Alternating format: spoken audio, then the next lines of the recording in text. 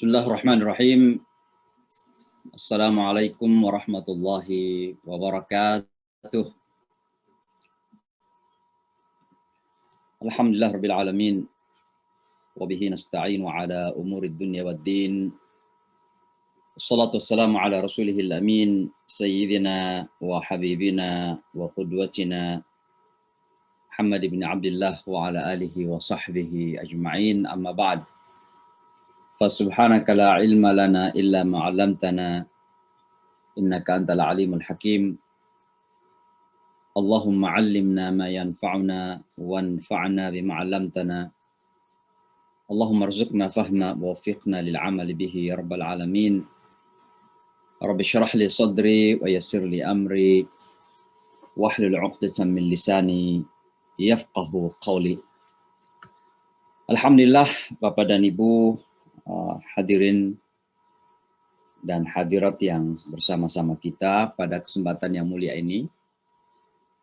Tentu tak henti-hentinya dan tidak pernah kita lupakan, kita senantiasa mulai segala sesuatu dengan menyampaikan rasa syukur kita yang tak terhingga kepada Allah Subhanahu wa taala. Karena tanpa iradah Allah, tanpa qudrah Allah, tanpa kehendak Allah dan tanpa kekuasaan Allah, tak akan ada satupun yang bisa terjadi dalam hidup kita. Iman kita berkata bahwa segala sesuatu yang terjadi dalam hidup ini, besar atau kecil menurut ukuran kita, semuanya berada di dalam radar kehendak Allah Subhanahu wa taala. Dan ini menjadi bahagian dari iman kita kepada qadar, kepada takdir. Bahwa kita bisa berusaha, bahkan wajib berusaha. Ikhtiar adalah sebuah kewajiban atas kita. Kita harus bersungguh-sungguh melakukan yang terbaik. Kita harus melakukan dengan itqan. Bahkan Rasulullah SAW mengatakan, Innallaha ahabba rajulan idza amila amalan an yutqinah. Sesungguhnya Allah mencintai seseorang ketika melakukan sebuah amalan, maka dia melakukan dengan itqan. Nah, kata itqan ini tentu memiliki makna yang sangat dalam. Salah satu di antaranya adalah dengan penuh kesungguhan dan profesionalisme. Jadi tidak melakukan sesuatu dengan semeraut. Dan oleh karenanya merupakan kewajiban kita semua untuk berusaha semaksimal mungkin agar kehidupan kita menjadi kehidupan yang baik, lancar, mudah, insyaallah sukses, makmur, dan seterusnya dan seterusnya. Tapi semua itu tentu bukan berdasarkan keinginan dan kehendak kita. Semua jatuh dalam satu hukum, yaitu hukum Allah sunnatullah. Bahwa segala sesuatu yang terjadi itu menjadi bahagian dari qadarullah, menjadi bahagian dari keputusan Allah, menjadi bahagian dari ukuran yang Allah ukur untuk kita. Makanya qadar itu memiliki makna yang macam-macam. Bisa berarti ukuran, karena segala pemberian Allah itu berdasarkan ukuran. Berdasarkan ukuran kebijakan Allah dan ilmu Allah, tapi sekaligus juga berdasarkan ukuran kebutuhan kita. Nah, ini ada teman-teman misalnya berdoa minta kepada Allah tentang sesuatu dan berusaha untuk mendapatkan sesuatu itu secara maksimal. Seolah-olah sudah sebuah keputusan.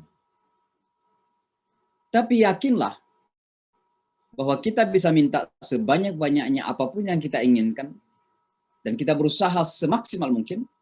Tapi satu hal yang harus kita tanamkan dalam hati kita, dalam iman kita, bahwa Allah hanya memberikan kepada kita berdasarkan hikmah, berdasarkan kebijakan yang ada pada Allah, dan berdasarkan kebutuhan kita. Jadi ukuran itu ada. Dan yang bisa mengukur apa kebutuhan kita sungguhnya adalah Allah Subhanahu wa ta'ala. Kenapa kita nggak bisa mengukur? Karena kerap kali manusia tidak bisa mengontrol dirinya sendiri. Kalau seandainya kita mengukur kebutuhan kita berdasarkan keinginan kita, maka tidak ada batas kebutuhan kita ini. Karena keinginan kita tidak punya batas. Kita punya 1 juta, mau 10 juta, punya 10 juta, mau 100 juta, punya 100 juta, mau lagi 1 triliun. Itu seluruhnya kehidupan manusia. Manusia tidak akan pernah habis dalam keinginan dan kemauan, walaupun kebutuhannya sangat terbatas. Dan oleh karenanya kita bersyukur kepada Allah Subhanahu wa taala bahwa Allah Subhanahu wa taala begitu baik, begitu sayang, begitu cinta kepada kita dan memberikan kepada kita berdasarkan kebutuhan kita. Apapun yang ada di hadapan mata kita, syukuri. Karena itulah yang kemudian akan memberikan kepuasan sekaligus kebahagiaan. Orang yang tidak bisa menangkap falsafah hidup seperti ini, pemahaman hidup seperti ini, maka akan terombang-ambing di tengah keinginan-keinginan yang tidak akan pernah terselesaikan.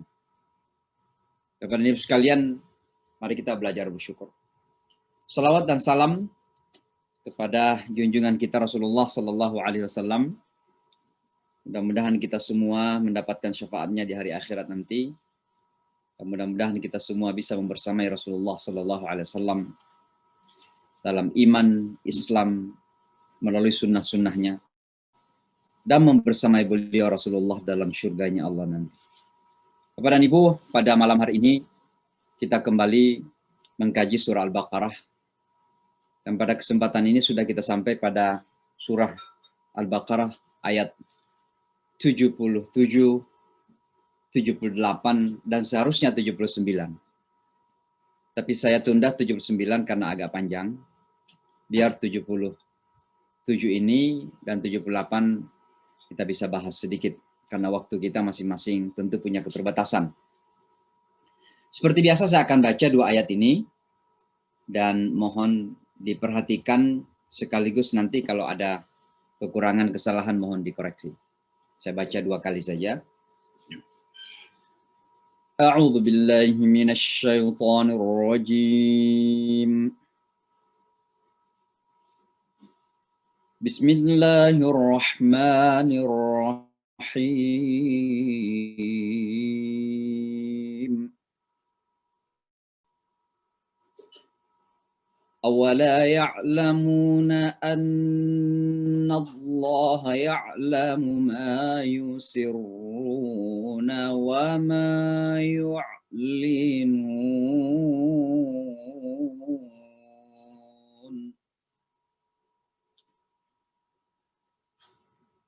ومنهم أميون لا يعلمون الكتاب إلا أماني لا يعلمون الكتاب إلا أماني وإن هم إلا يظنون.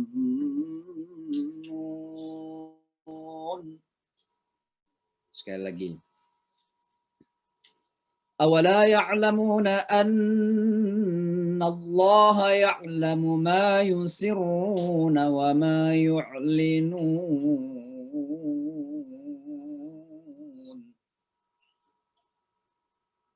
ومنهم أميون لا يعلمون الكتاب إلا أماني لا يعلمون الكتاب إلا أماني وإن هم إلا يظنون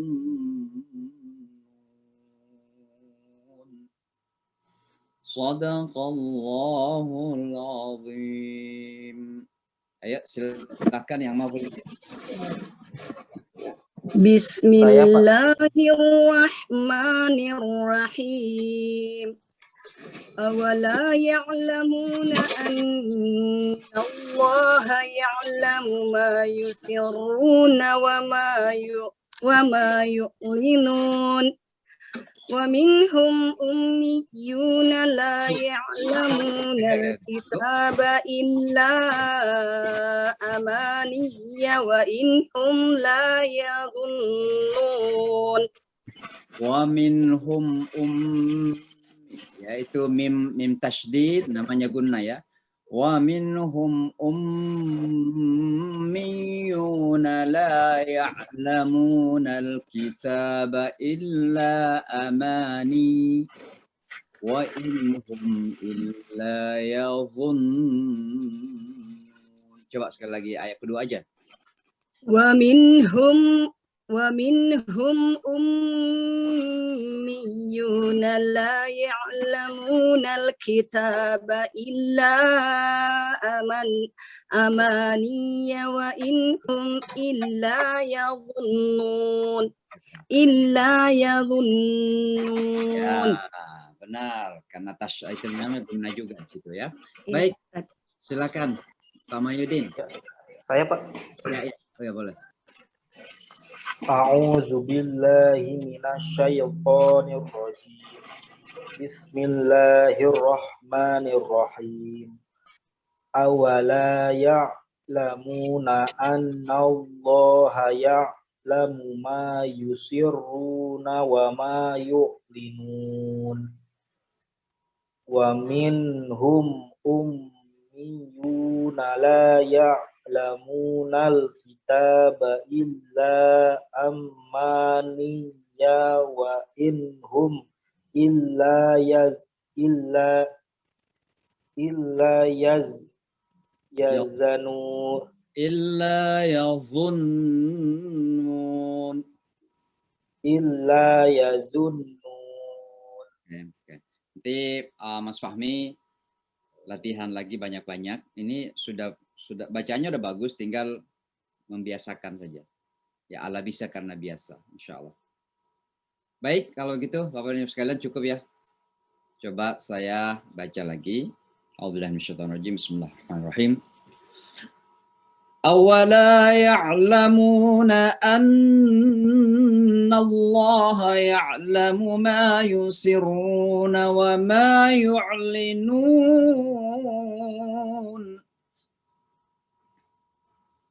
Wa minhum ummiyuna la ya'lamuna al-kitaba illa amani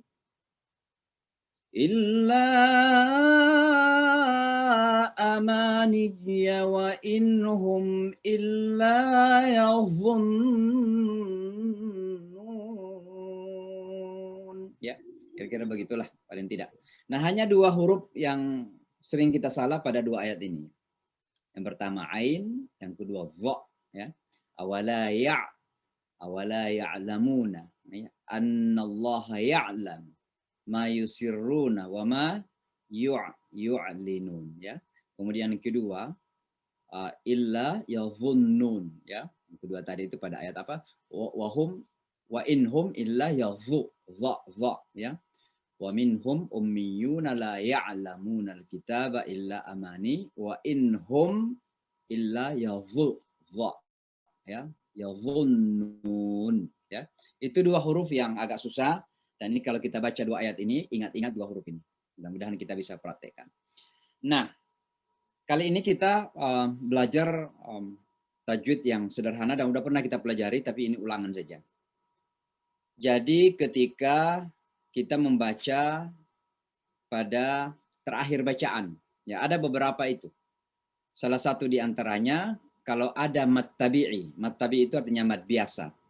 Artinya ada dhamma kemudian waw, atau ada fathah kemudian ada alif, atau ada kasrah kemudian ada ya. Itu mad tabi'i namanya. Nah, ketika itu terjatuh di ujung bacaan kita, di akhir bacaan kita, maka itu namanya mad arid lis-sukun, ya. Mad arid lis-sukun. Jadi dipanjangkan karena di akhir sukun berhenti gitu ya, berhenti. Nah, cara membacanya bisa tiga pilihan. Bisa 2 harakat saja, bisa pertengahan 4 harakat, 4 ketukan kira-kira begitu dalam bahasa Indonesia, atau 6 walaupun ini lebih afdal yang 6 ya. Misalnya kita membaca ayat tadi dan kita berhenti di ujung ayat saja ya. Misalnya pertama, awala ya'lamuna innallaha ya'lamu ma yusirruna wa ma yu'linun. Itu 6 ya. Atau misalnya kita kehabisan nafas. Wa ma yusirruna wa ma yu'linun. Cukup. Itu sudah diterima, artinya sudah sah, ya sudah benar. Atau sedikit panjang lagi, ma yusirruna wa ma yu'linun. Ya. Atau panjang lagi, lebih afdal yang panjang. Ya. Kalaupun kita berhenti di tengah ayat, kalau kita berhenti seperti ini, misalnya apa ya? Ayat kedua coba lihat. Wa minhum ummiyuna la ya'lamun. Misalnya saya berhenti di situ. Itu sama hukumnya. Karena intinya bukan di ujung ayat, bukan di tengah ayat, tapi intinya berhenti. Ya. Wa minhum ummiyuna la ya'lamun. 2 harakat. La ya'lamun. 4. Wa minhum ummiyuna la ya'lamun. Itu 6 harakat ya. Jadi walaupun di tengah, kalau ada mat tabi'i dan kita berhenti, maka dibaca 3 pilihan. Bisa 2 ketukan, bisa 4 ketukan, atau bisa 6 harakat atau 6 ketukan. Ya. Itulah kira-kira tajwid singkat yang kita pelajari pada malam hari ini. Mudah-mudahan kita bisa ingat-ingat. Baik, kita masuki arti kata per kata ya. Jadi awala ya'lamun. Awala tidakkah ya. Ya'lamun mereka mengetahui atau mereka ketahui. Annallaha anna sesungguhnya Allah ya'lamu mengetahui. Ma apa yusirrun mereka rahasiakan, mereka sembunyikan ya. Kata sirrun ya. Ada bacaan sir dalam bacaan kita waktu salat zuhur namanya bacaan sir, bacaan yang disembunyikan tidak ya. Dan kemudian yu'lin wama dan apa yu'linun mereka nampakkan ya. Ada alania namanya. Jadi nampak di hadapan mata kita gitu. Ada namanya i'lan, pengumuman ya, penampakan, pengumuman ya dalam bahasa Arab. Wa minhum dan di antara mereka ummiyuna ya. Mereka buta huruf. Nanti kita jelaskan kata ummiyun itu dari kata apa saja. La tidak ya'lamun mereka ketahui al-kitaba. Alkitab artinya kitab suci. Illa kecuali amani angan-angan.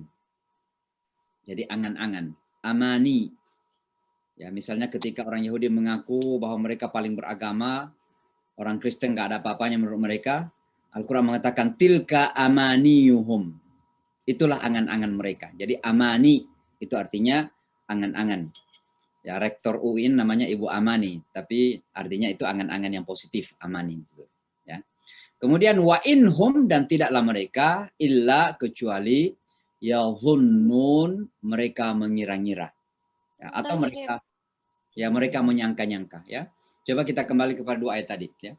Awala apakah tidak ya'lamun mereka ketahui anna sesungguhnya Allah ya'lamu dia tahu ma apa yusirruna mereka sembunyikan atau mereka rahasiakan wa dan ma apa yu'linun mereka nampakkan atau mereka nyatakan ya.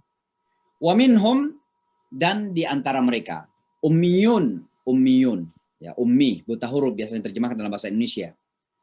La tidak ya'lamun mereka mengetahui alkitabah alkitab atau kitab suci mereka illa kecuali amani hanya angan-angan.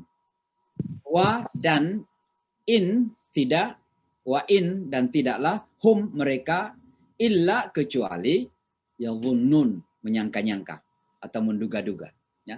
Itu arti kata dari ayat per ayat ini ya. Mudah-mudahan bisa kita ingat ketika kita membaca ayat Al-Quran, tanpa ada terjemahan di hadapan mata kita pun, minimal 1-2 kata setiap malam kita ingat-ingat. Oh dulu saya pernah belajar kata amani. Oh amani itu duga-duga, angan-angan, harapan-harapan kosong. Ya itulah amani. Ya. Baik Bapak dan Ibu, kita memasuki tafsiran singkat dari 2 ayat yang telah kita bacakan ini. Mudah-mudahan bisa kita mengambil beberapa manfaat, beberapa pelajaran, beberapa nasihat dari dua ayat yang sangat penting. Ayat-ayat ini masih merupakan rangkaian dari kisah Bani Israel. Kisah Bani Israel yang sedemikian panjang sekali dikisahkan dalam surah Al-Baqarah itu. Ya. Penamaan surah Al-Baqarah sendiri diambil dari sebuah kisah yang terjadi pada Bani Israel. Ya. Maka dua ayat pada malam hari ini sebenarnya masih rangkaian. Ya. Rangkaian dari Bani Israel, pengingkaran mereka, ketidakseriusan mereka dalam beragama, bagaimana mereka sering menyakiti Nabi dan Rasul, hingga bagaimana mereka membunuh para Nabi dan Rasul. Ini ada sebuah dalam kisah-kisah Bani Israel yang disebutkan dalam Al-Quran. Ya. Pada dua ayat terdahulu yang telah kita bahas pada pertemuan kita yang lalu, Allah mengingatkan Rasulnya dua hal mengenai Bani Israel ini. Ya tentu Bani Israel yang hidup di Madinah ketika itu. Dan dalam kaitan dengan karakter Bani Israel yang terjadi pada zaman nabi-nabi mereka, termasuk Nabi Musa dan nabi-nabi yang lain. Apa yang diingatkan oleh Allah kepada Muhammad dan para sahabat? Afatatma'una an yu'minal lakum. Apakah kamu sangat ingin sekali, punya keinginan yang kuat agar mereka beriman kepada kamu? Jadi Allah seolah-olah menegur nabinya. Padahal sebenarnya bukan teguran, tapi hanya penyampaian agar bukan dilarang mendakwahi mereka. Bukan mengatakan nggak perlu berdakwah kepada mereka, tidak demikian. Allah hanya mengingatkan Rasulullah bahwa di dalam berdakwah itu perlu untuk kita memilah-milah manusia. Dan kita harus realistis. Jadi jangan sampai kemudian kita menghabiskan energi, waktu, semua resources, semua dana misalnya, anggaplah dana kalau dalam berdakwah, kita habiskan semuanya, padahal secara realistis mereka sangat kecil untuk bisa mengimani. Sementara ada peluang-peluang besar di tempat yang lain. Kan begitu. Maka Rasulullah diingatkan oleh Allah Subhanahu wa taala bahwa di dalam berdakwah ini perlu strategi. Jadi jangan hanya mengikut kepada emosi saja. Bukan berarti Rasulullah hanya ikut pada emosinya, bukan. Tapi Rasulullah itu memang gimana ya? Karena mungkin bagian dari kasih sayangnya beliau. Rasulullah itu kan rahman, ya, rahmatan lil alamin. Jadi beliau itu ingin sekali agar orang-orang yang sebenarnya sudah ada pada mereka kitab suci walaupun banyak yang dirubah, dan mereka beriman kepada nabi-nabi walaupun banyak yang disakitin, tapi minimal mereka sudah ada beriman kepada agama samawi kan. Jadi harapannya Rasulullah begitu. Ada harapan Rasulullah daripada orang-orang musyrik yang penyembah berhala gitu, yang tidak beriman kepada kitab suci, tidak beriman kepada nabi-nabi, ini kan sudah dekat sebenarnya. Maka itu harapan Rasulullah dan para sahabat, sehingga beliau dan sahabatnya ingin sekali agar Yahudi dan tentunya masyarakat Nasrani juga di sekitar Madinah ketika itu, karena mereka bagian dari Ahlul Kitab, itu ingin agar mereka menerima Islam ini. Ya. Ada keinginan kuat Rasulullah SAW. Maka Allah mengingatkan kepada Rasulullah dan sahabatnya, afatatma'una an yu'minu lakum. Apakah kamu tamak? Apakah kamu sedikit ingin sekali gitu? Tamak itu apa ya? Mungkin lebih positif daripada kata rakus ya. Kalau rakus lebih banyak kepada dunia sifat. Ya. Tapi ada semacam ketamakan Rasulullah, keinginan keras, keinginan yang kuat agar mereka ini menerima kebenaran. Ya. Ini diingatkan oleh Allah kepada Rasulnya Sallallahu Alaihi Wasallam. Menggambarkan keinginan Rasulullah berdasarkan kasih sayang bahwa Rasulullah ingin melihat mereka menjadi orang-orang yang beriman. Ya. Nah tentu pada pertemuan yang lalu kita sampaikan juga bahwa ada juga alasan lain kenapa ini pendapat saja. Kenapa Rasulullah SAW begitu kuat keinginannya untuk menjadikan mereka mukmin. Nah, salah satu alasan yang kita sampaikan ketika itu adalah bahwa mereka itu punya kelebihan-kelebihan sosial, kelebihan dalam kehidupan komunitas. Mereka pintar berdagang, mereka menguasai perekonomian, mereka realitanya memang demikian. Kelompok manusia ini realitanya begitu. Di Amerika saja kita rasakan bagaimana pengaruh mereka. Padahal mereka cuma 5 juta.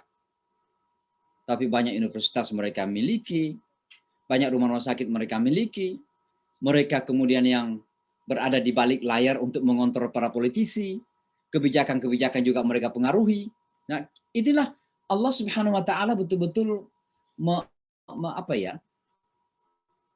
mengetes apa istilahnya, menguji mereka ini dengan kelebihan-kelebihan tertentu. Nah, maka Rasulullah Shallallahu Alaihi Wasallam sebagai orang yang punya strategi dalam perjuangan, tentu ingin bahwa mereka-mereka yang sudah punya kedudukan di masyarakat ini, kalau menerima Islam, bayangkan di Madinah, kalau seandainya masyarakat Yahudi ketika itu tiba-tiba berbalik, semuanya masuk ke dalam agama Islam, mereka yang punya pasar, mereka yang punya sumur, mereka orang-orang yang dijadikan penasehat selama ini sama orang-orang Arab musyrik, Aus dan Khazraj. Ya. Kalau mereka beriman, pasti orang-orang musyrik itu banyak ikut. Karena mereka dari dulu pun sebelum Rasulullah pindah ke Madinah, dianggap sebagai orang-orang yang lebih atas gitu, upper class. Orang-orang yang secara sosial lebih tinggi gitu. Pintar-pintar, punya kemampuan. Gitu. Orang Arab sendiri agak minder kepada mereka. Maka sebelum Rasulullah Shallallahu Alaihi Wasallam pindah ke Madinah atau diutus oleh Allah Subhanahu Wa Taala, banyak orang-orang Arab itu mengarahkan anaknya, mendorong anak-anaknya untuk masuk ke agama, kalau nggak Yahudi ya Kristen. Itu sebelum Rasulullah datang. Nah, itulah sebabnya ketika Rasulullah datang, ibu-ibu khususnya yang tadinya mendorong anaknya menjadi Kristen dan Yahudi sebelum Rasulullah, begitu Rasulullah datang dan mereka sadar akan kebenaran, mereka seolah-olah ingin memaksa anaknya ikut kepada ajaran Rasulullah SAW. Lalu apa yang terjadi? Turunlah ayat dalam Al-Quran itu, la ikraha fiddin. Tiada paksaan di dalam memilih atau dalam beragama. Ya. Nah, itulah agama Islam yang luar biasa, mengajarkan bahwa agama itu adalah pilihan hati kita, jiwa kita, berkaitan dengan kesadaran batin yang paling dalam, bukan paksaan. Ya. Nah, kembali kepada ayat tadi, jadi ini peringatan Allah kepada Rasulnya dan sahabat agar realistis di dalam berdakwah. Bukan cuma realistis, tapi juga diingatkan ya, bahwa mereka ini tidak saja menolak keimanan, tapi justru memasukkan. Waqad kanu yasma'una kalam Allah thumma yuharrifunahu. Waqad kanu yasma'una kalam Allah thumma yuharrifunahu min ba'di ma aqaluhu wa hum ya'lamun. Jadi pertama mereka sudah mendengarkan kalam Allah. Ya, tentu tahu maksudnya. Ya. Lalu apa yang mereka lakukan? Yuharrifunahu. Mereka melakukan tahrif. Tahrif itu macam-macam caranya. Bisa yang ada dikurangin, ya diambil sebagian. Bisa yang ada ditambah lagi dari luar. Jadi nggak murni lagi. Atau tetap sama, tapi yang kemudian dibelokkan adalah pemahamannya, tafsirannya. Jadi tafsirannya itu seenak, apa istilahnya, seenak hawa nafsu, sekehendak hawa nafsunya. Ini termasuk tahrif. Nah, sebagian orang-orang Islam ini ada yang mencoba-coba melakukan itu. Mereka nggak bisa merubah Al-Quran. Karena Al-Quran nggak akan bisa berubah. Allah menjaga Al-Quran. Inna nahnu nazzalna al-Qur'ana wa inna lahu lahafizun. Maka insya Allah setiap kali ada upaya untuk merubah Al-Quran ini, pasti akan ketahuan dan pasti akan dijaga kebenarannya oleh Allah Subhanahu wa Ta'ala. Tapi ada orang-orang yang melakukan tahrif dalam makna Al-Quran itu. Dalam tafsiran-tafsiran yang seenaknya saja. Tidak mengikuti usul-usul atau dasar-dasar, kaidah-kaidah yang telah ditetapkan oleh Rasulullah, Allah dan Rasulnya, dan juga para ulama kita.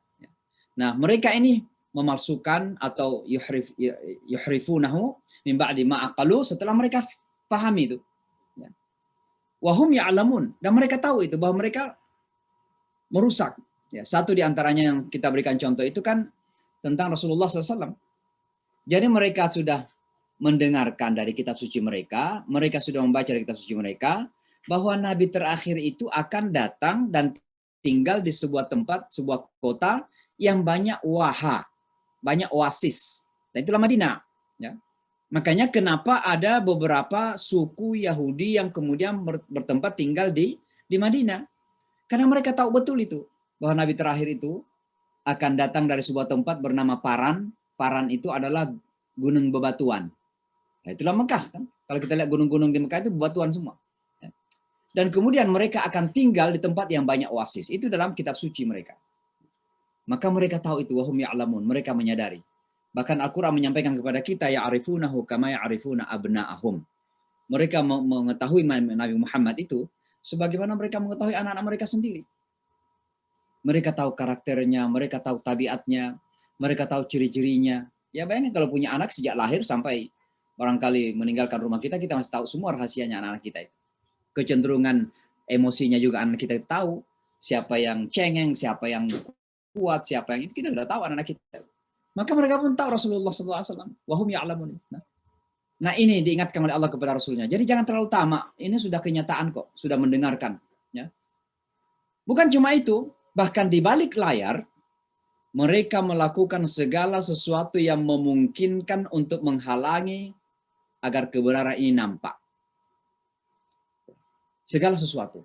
Ini juga pelajaran bagi kita umat Islam. Bahwa dalam setiap masa, setiap waktu, setiap tempat, itu ada sekelompok manusia yang melakukan seperti itu.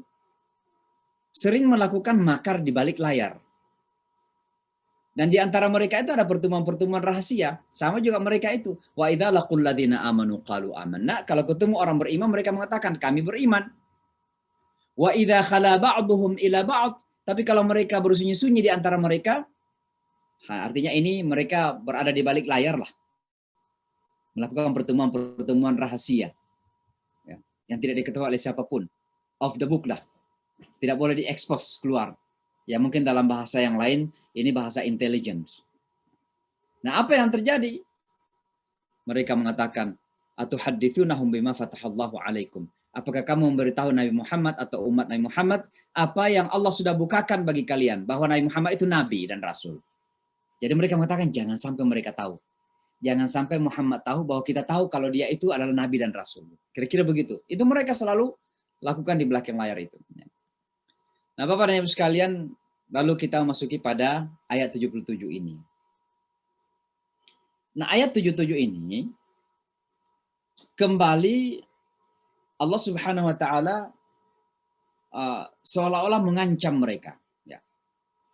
Mengatakan kok di satu sisi mereka sudah tahu siapa kebenaran itu. Nabi Muhammad misalnya mereka tahu, ya, mereka sadari. Mereka bukan saja menolak, tapi berusaha untuk membinasakan Rasulullah SAW. Di dalam sejarah Islam beberapa kali Rasulullah hampir dibunuh dan yang melakukan itu, mohon maaf, itu orang-orang itu juga. Bagaimana seorang ibu pernah meracuni Rasulullah SAW. Kita tahu itu ya. Maka Allah Subhanahu Wa Taala kemudian mengancam mereka. Ya. Karena ketika mereka berbicara di antara mereka, ya berbisik-bisik, ya mereka itu saling mengatakan Muhammad itu adalah Nabi dan Rasul. Tapi ketika menampakkan, mereka mengatakan enggak. Menolak gitu kebenaran itu. Maka apa yang terjadi? Allah mengatakan, awala ya'lamun. Tidakkah mereka mengetahui? Tidakkah mereka sadari? Annallaha, sesungguhnya Allah, ya'lamu, mengetahui. Ma yusirun, apa yang mereka sembunyikan. Dari kebenaran tentang Islam, tentang Rasulullah SAW. Wa ma yu'linun, dan apa yang mereka menampakkan keimanan yang pura-pura. Jadi mereka menyembunyikan kebenaran yang sesungguhnya, tapi menampakkan keimanan yang berpura-pura. Allah tahu itu semua. Nah di sini ada beberapa hal yang perlu kita pertegas ya. Pertama, pertanyaan ini bukan pertanyaan yang memerlukan jawaban. Jadi tidak perlu kita menjawab Allah, karena ini penyampaian untuk menegaskan, semacam afirmasi. Pertama namanya affirmative question, ya su'alu ta'kid, ya. Jadi pertanyaan yang menguatkan bahwa mereka memang sebenarnya sadar bahwa Allah itu tahu rahasia semuanya. Tapi karena mereka setengah hati dan bahkan tidak mengimani, itu masalahnya. Ya. Maka Allah menguatkan bahwa mereka tahu pada tataran intelektualitas, semacam informasi, bahwa Allah itu mengetahui. Ya. Mereka tahu itu secara ilmu. Tapi itu tidak berpenetrasi ke dalam hati mereka, tidak masuk ke dalam hati mereka. Sehingga apa yang terjadi? Tidak menerima. Kenapa? Karena otaknya tahu tapi hatinya nggak menerima gitu. Kenapa? Ayat sebelumnya mengatakan ya tsumma qasat qulubukum. Hati mereka menjadi keras, seperti batu, bahkan lebih keras dari batu itu sendiri, ya. Nah, ini poin pertama dari ayat ini yang penting kita ketahui. Jadi pertanyaan ini adalah pertanyaan afirmasi sifatnya. Pertanyaan yang menguatkan ya, akan kebodohan mereka, akan ketidakseriusan mereka, akan pengingkaran mereka, akan kekeras kepalaan mereka. Ini penguatan. Jadi Allah sebenarnya menghinakan mereka. Ya. Lalu yang kedua, Allah menekankan jika Allah mengetahui baik yang tersembunyi maupun yang nampak. Nah, dan Allah menyebutkan dulu rahasia, mayusiruna dulu. Artinya Allah ingin mengatakan begini, yang rahasia saya tahu, apalagi yang memang nampak. Walaupun Bapak dan Ibu, saya ingin mengatakan begini, kata rahasia dan kata penampakan itu hanya dalam bahasa manusia saja. Kenapa? Karena dalam bahasa, dalam alam Allah, itu nggak ada yang disebut rahasia. Nggak ada yang disebut rahasia. Coba lihat misalnya di surah An-Nisa, ayat 100, berapa ya? Surah An-Nisa ayat 108, ya, ayat 108, Allah Subhanahu wa taala mengatakan, A'udzubillahi minasyaitonir rajim, yastakhfuna minallahi wa la yastakhfuna minan nas wa la yastakhfuna minallah wa huwa ma'ahum. Mereka bisa menyembunyikan dari manusia, tapi mereka tidak akan mampu dan bisa menyembunyikan dari Allah Subhanahu wa taala, wa huwa ma'ahum, karena Allah bersama mereka. Ya. Bahkan di ujung ayat itu mengatakan, wa kana Allahu bima ya'maluna muhita. Dan Allah atas apa yang mereka lakukan itu meliputi segalanya. Maka kata yusirruna ma yu'linun ini, rahasia dan apa yang penampakan, ini hanya dalam bahasa manusia. Karena sekali lagi, tidak ada yang menjadi rahasia bagi Allah Subhanahu wa taala. Alimun bidzatis sudur. Allah itu maha mengetahui apa yang ada dalam hati. Ya. Jadi apa yang ada dalam hati itu sudah pasti tersembunyi dari mata manusia. Tidak ada di antara manusia ini tahu kok apa yang ada dalam hati seseorang. Ya. Makanya dalam Islam itu berbahaya sekali untuk menjudge, untuk menghakimi orang. Kenapa berbahaya menghakimi orang? Menghakimi dalam arti iman ya. Jadi kita jangan pernah menghakimi orang dalam iman selama dia menampilkan penampakan imannya itu. Misalnya dia mengatakan la ilaha illallah Muhammadur Rasulullah. Ini penampakan. Hatinya kita nggak boleh menghakimi. Nah, kenapa berbahaya untuk menghakimi? Karena tidak ada yang tahu hati seseorang kecuali orang tersebut dan Allah Subhanahu wa taala. Maka kalau kita seolah-olah menghakimi, seolah-olah kita mengambil posisi Allah Subhanahu wa taala, itu sangat berbahaya. Ya. Makanya ada hadis yang mengatakan, ya, mengkafirkan orang beriman itu bisa kembali kekafiran itu pada dirinya sendiri. Kok bisa? Karena seolah-olah kita mengambil posisinya Allah, seolah-olah kita tahu hatinya orang. Maka berhati-hati mengkafirkan. Kalau orang tersebut sudah bersyahadat, biarlah Allah yang judge, biarlah Allah yang menghakimnya. Jadi itu yang ini pentingnya untuk kita pahami kata yusirruna yu'linun, bukan berarti ada rahasia dan ada yang nampak di mata Allah. Bagi Allah tidak ada yang rahasia, ya. Tidak ada yang rahasia. Karena semua nampak bagi Allah Subhanahu wa taala. Ini sama seperti saya sebutkan ya. Nah, ayat ini juga sekaligus mengingatkan Rasulullah SAW. Nah, ini nomor 5 aja sekarang. Terulang nomor 5 itu. Ketika Allah memakai kata masa kini, ya, awala ya'lamun annallaha ya'lam, itu namanya bahasa masa kerja, kata kerja masa kini ya, atau masa depan. Masa kini, masa depan. Namanya fi'lul mudhari atau present tense dalam bahasa Inggris. Fi'lul mudhari dalam bahasa Arab. Ini menunjukkan pertama bahwa Allah itu selalu tahu. Tahu masa lalu, masa kini, dan masa depan. Sebab kalau ada kata-kata kata kerja masa lalu, belum tentu tahu masa kini dan masa depan. Tapi kalau Allah tahu masa kini, berarti Allah masih tahu masa depan. Dan sudah pasti tahu masa lalu. Itu Allah Subhanahu wa ta'ala. Nah, tapi kata yusirruna wa mayu'linun ini juga fi'lun mudhari. Artinya apa? Ini akan terjadi terus-menerus. Jadi jangan kita pernah merasa aman bahwa ada orang yang tidak pernah lagi menyembunyikan apa-apa. Ada di antara masyarakat, ada di antara teman-teman kita, saudara kita, selalu menyembunyikan rahasia-rahasia yang terkadang justru membahayakan kita bersama. Maka kata yusirruna yu'linun menunjukkan perilaku yang berkelanjutan namanya. Ya. Nah, pada ayat 78, ya, Allah kemudian menyampaikan bagaimana sikap ini ayat 78 dan 79 sebenarnya ya. Cuma kita membahas hanya 78 saja karena waktu. Nah, pada ayat 78 dan 79 ini, Allah Subhanahu wa Ta'ala kemudian membagi ahlu kitab ini, Bani Israel ini, kepada dua bagian. Pada ayat 78, itu Allah menjelaskan mereka yang awam. Apa kata Allah Subhanahu wa Ta'ala? Wabillahi minasyaitonir rajim. Wa minhum ummiyuna. Dan di antara mereka ini ada yang ummi. Nah, pada ayat 79 nanti, itu Allah berbicara tentang rahib-rahib mereka, ulama-ulama mereka, para intelektual cendekiawan mereka. Ya. Mereka, fawailul lilladzina yaktubuna alkitaba biaidihim. Celakalah orang-orang yang menulis kitab dengan tangan-tangan mereka. Karena ini banyak dilakukan oleh para ulama dan cendekiawan mereka. Nah, tapi pada ayat ini secara khusus, Allah Subhanahu wa Ta'ala berbicara tentang orang-orang awam di kalangan mereka. Allah mengatakan wa minhum ummiyuna. Dan di antara mereka ada yang ummiyu. Nah, apa itu ummi? Sering kita mendengarkan bahwa Rasulullah itu ummi kan? Artinya buta huruf yang kita kenal selama ini. Tapi ada perbedaan konteks, ya. Maknanya sama, tapi konteksnya berbeda. Antara kata ummi merujuk kepada Bani Israel dan kata ummi yang merujuk kepada Rasulullah Sallallahu Alaihi Wasallam. Apa makna di antara kata-kata ummi itu?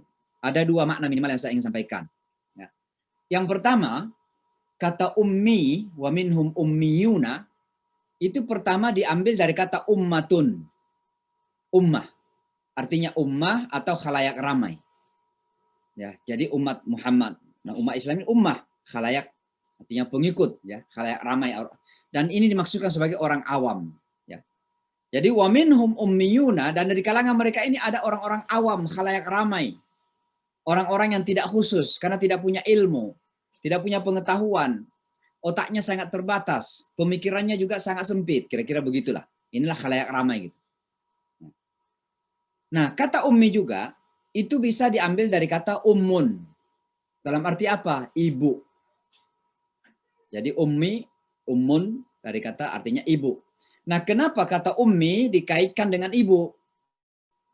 Karena semua kita terlahir dari ibu, dan ketika kita terlahir dari rahim ibu, seperti Al-Quran mengatakan, huwallazi akhrajakum min butuni ummahatikum la ta'lamuna syai'a. Dialah Allah yang mengeluarkan kamu dari rahim ibu-ibu kalian dalam keadaan tidak tahu apa-apa. Maka ummiyun ini kembali kepada ibu, berarti bahwa kita ini seolah-olah tidak baru keluar dari rahim ibu, tidak tahu apa-apa. Ini juga menunjukkan bahwa ummiyun itu cara berpikirnya terkadang kekanak-kanakan, kira-kira begitu, ya, tidak dewasa. Nah, itulah dua makna kata ummi di sini. Tapi dua kata ummi di sini ini kemudian menunjukkan bahwa kata ummi Rasulullah, walladzi ba'atsa fil ummiyina rasulan, bahwa Rasulullah itu an-nabiyul ummi, tidak seperti ini maksudnya. Lalu apa ummi dalam pengertian Rasulullah sebagai ummi itu? Artinya Rasulullah Shallallahu Alaihi Wasallam itu tidak melakukan pada dirinya sendiri. Seolah-olah Rasulullah itu pokoknya tidak tahu sampai diberitahu oleh Allah. Makanya Al-Quran mengatakan kan, wa ma yantiqu 'anil hawa in huwa illa wahyun yuha. Ya. Jadi Rasulullah itu nggak mengada-ngada Al-Quran, tidak menulis, tidak menciptakan, tidak membuat-buat. Jadi seolah-olah ummi Rasulullah, tapi bukan berarti Rasulullah itu nggak pintar gitu, bukan dalam arti begitu. Rasulullah sangat pintar, Rasulullah sangat berakal, wawasan beliau sangat luas sekali. Ya. Tapi beliau disebut sebagai ummi dalam kaitannya dengan wahyu. Kenapa? Karena dalam kaitan dengan wahyu ini betul-betul Rasulullah nggak punya intervensi di situ, nggak udah bacaan, nggak punya tulisan, nggak punya dibuat-buat, nggak udah karangan gitu. Nah, itulah umminya Rasulullah Shallallahu Alaihi Wasallam. Jadi kata ummi yang kaitannya kepada Bani Israel beda konteksnya dengan kata ummi yang dikaitkan kepada Rasulullah Shallallahu Alaihi Wasallam. Sebab jangan sampai ada di antara kita membaca kata ummi tentang Bani Israel ini lalu kata, oh kalau begitu ummi Bani Israel itu artinya orang bodoh, orang awam, tidak punya pikiran, tidak tahu kitab suci. Begitu Nabi begitu dong, bukan begitu maksudnya. Ini perlu kita klarifikasi ya, jangan sampai ada yang main-main. Lalu kemudian mengatakan kalau begitu ya apa bedanya antara kata ummi yang dikaitkan dengan Nabi dan kata ummi yang dikaitkan dengan Bani Israel. Sangat-sangat beda pada konteksnya. Ya. Bapak dan Ibu sekalian, bukti bahwa mereka ummi adalah mereka tidak tahu kitab suci kecuali amani. Wa inhum illa amani. Nah, apa itu amani? Ya tentu amani ini adalah bisa diterjemahkan dongengan, cerita-cerita kosong, cerita-cerita yang tidak sesungguhnya. Dan di balik cerita-cerita ini kemudian ada angan-angan. Makanya kan mereka ini berangan-angan. Mereka berangan-angan sebagai orang yang terbaik, orang umat pilihan, abna'ullahil akhtar, al-mukhtar, anak-anak pilihan ya, the chosen people of God. Kira-kira begitu. Atau manusia-manusia yang terpilih. Ini angan-angan semuanya ini. Ya. Bahkan Al-Quran menantang mereka, tilka amaniyuhum. Itulah angan-angan mereka. Bahkan Al-Quran kemudian menantang lebih jauh, qul hatu burhanakum. Datangkan ya tanda-tanda kalian, bukti-bukti kalian. Kalau Anda merasa lebih hebat gitu. Ya. Maka Al-Quran mengatakan bahwa apa yang mereka ketahui dari kitab suci mereka itu banyakkan dari angan-angan itu. Karena mereka tidak tahu. Kenapa angan-angan? Ya cerita-cerita dari pendeta mereka. Sebahagian besar, ya mohon maaf, khususnya, dan mohon maaf sekali ini jangan-jangan ada saudara-saudara Kristiani yang mendengarkan misalnya, saya nggak tahu. Khususnya teman-teman Kristiani. Itu sangat jarang sekali yang membaca kitab suci. Karena mereka betul-betul menyandarkan pengetahuan agama mereka itu dari apa yang disampaikan oleh para pendeta di gereja-gereja saja. Nah, sehingga apapun yang disampaikan oleh pendeta, yaitu yang diimani. Yang terkadang justru tidak saja tidak ada pada kitab suci, tapi bertolak belakang dengan kitab suci. Maka Al-Quran mengatakan, orang-orang awam ini, mereka itu mengetahui la ya'lamun, tidak mengetahui dari kitab suci kecuali amani, kecuali angan-angan atau dongengan saja. Ya. Makna lain dari amani juga dusta gitu. Pendeta-pendeta mereka menyampaikan dusta-dusta, dan banyak sekali dusta-dusta yang kerap kali disampaikan. Akhirnya bercampurlah kebenaran dan kebatilan. Wala talbisul haqqa bil batili wa taktumul haqqa wa antum ta'lamun. Itu dulu waktu kita mempelajari awal surah Al-Baqarah. Nah,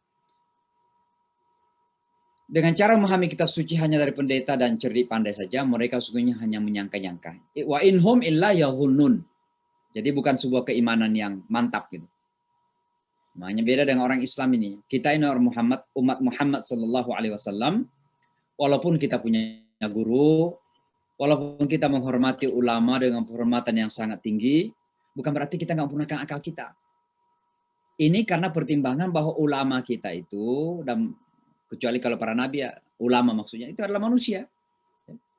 Jadi jangan ditelan bulat-bulat. Makanya setiap orang Islam itu wajib talabul ilmi fardhah. Ya, menuntut ilmu wajib bagi orang beriman. Sebab jika tidak demikian, maka kita akan sampai kepada sangkaan-sangkaan. Kenapa kamu salah seperti itu? Saya sangkanya itu yang benar. Kenapa? Karena itu yang saya dengarkan dari Abu Hanifah misalnya. Akhirnya menjadi imam ikut kepada Abu Hanifah. Kalau ditanya, kok kamu salatnya seperti itu? Dia menyangka-nyangka bahwa itu yang paling benar. Kenapa? Karena diambil dari Abu Hanifah. Saya tidak mengatakan itu salah. Hanya kurang cukup. Harusnya dicari lagi lebih jauh tentang kebenaran. Apa yang disampaikan oleh Imam Hanifah itu adalah ikhtiar, adalah upaya untuk memudahkan kita memahami agama. Tapi bukan sebuah kebenaran mutlak. Apa yang disampaikan oleh Imam Syafi'i juga demikian. Apa yang disampaikan oleh Imam Maliki demikian. Imam Ahmad bin Hanbal juga demikian. Semua para ulama kita. Seharusnya kita melakukan klarifikasi-klarifikasi. Agar pada akhirnya kita betul-betul mengimani bukan sebuah sangka-sangka semata. Bukan sebuah sangka-sangka. Ini sangat penting sekali. Bapak dan Ibu sekalian, pada akhirnya kita penting sekali mengambil pelajaran dari dua ayat yang singkat ini nampaknya. Tapi banyak sekali pelajaran yang perlu kita ambil. Ya.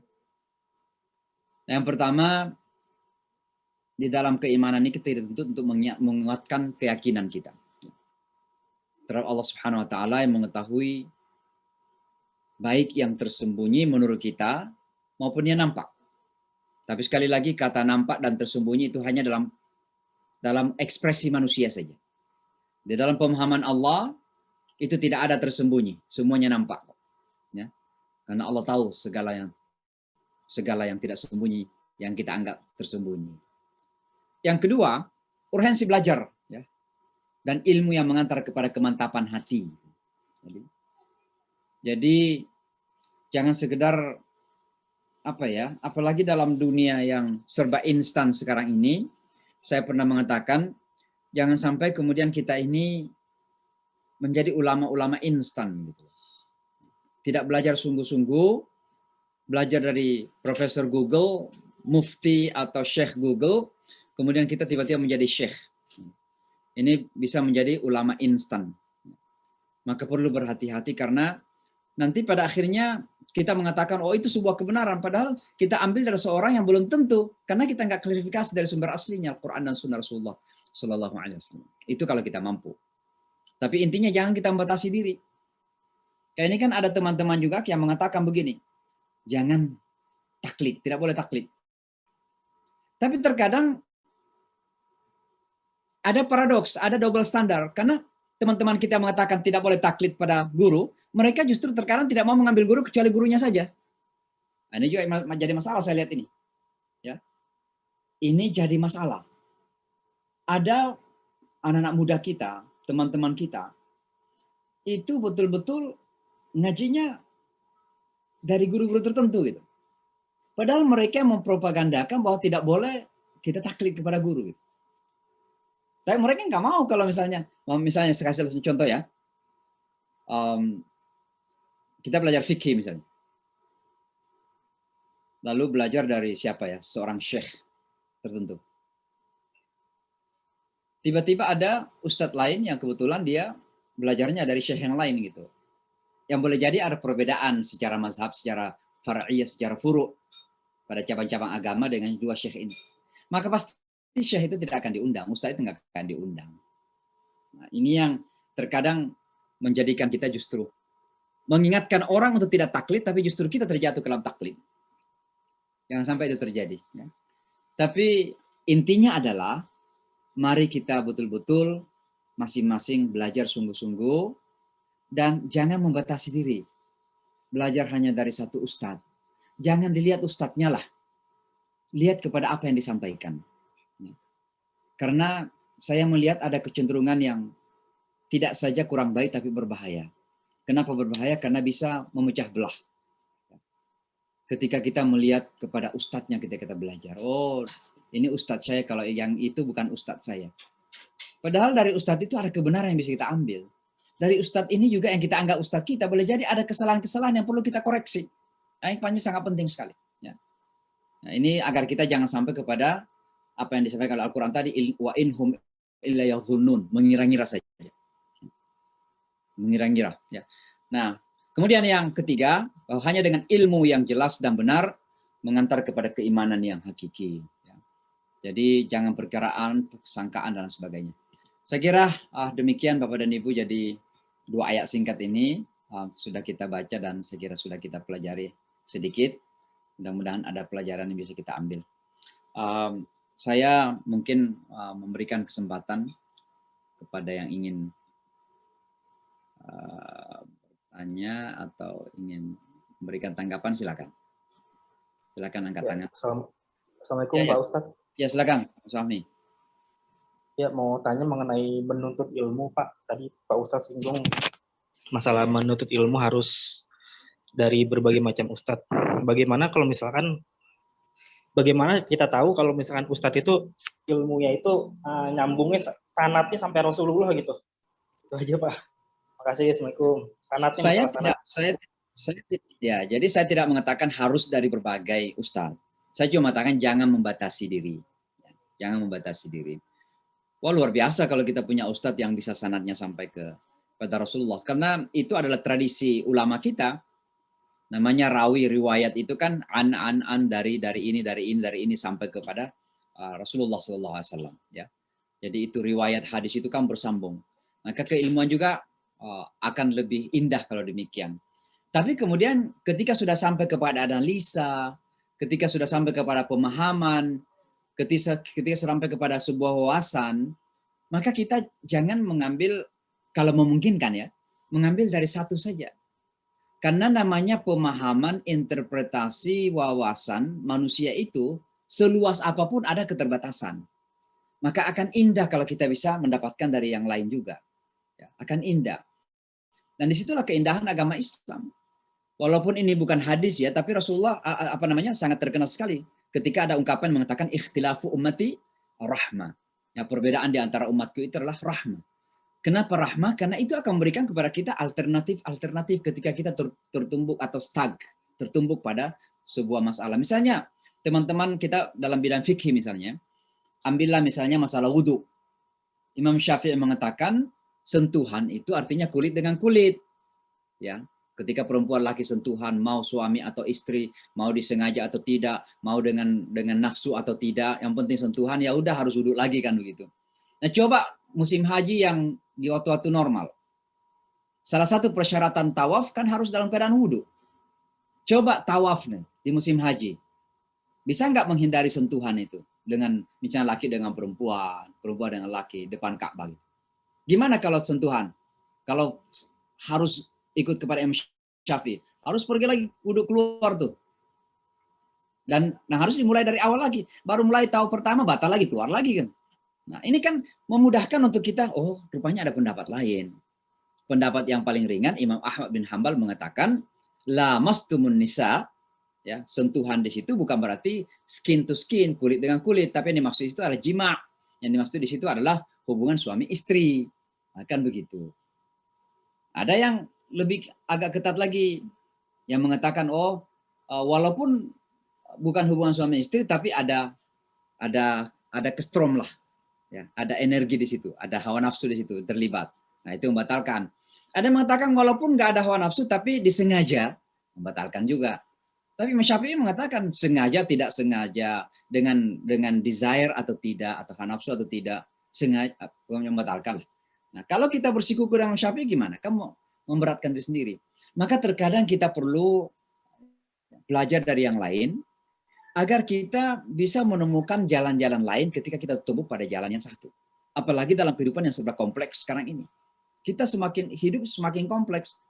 Maka kalau kita rigid dalam memahami agama, kita pasti akan menghadapi masalah-masalah dalam kehidupan yang serba berubah ini. Saya kira begitu. Silakan Ibu Renta. Oke, terima kasih Pak. Saya dulu. Oke, Assalamualaikum warahmatullahi wabarakatuh. Assalamualaikum. Ya, pertanyaan saya tadi Pak berkaitan dengan mat OBI tadi.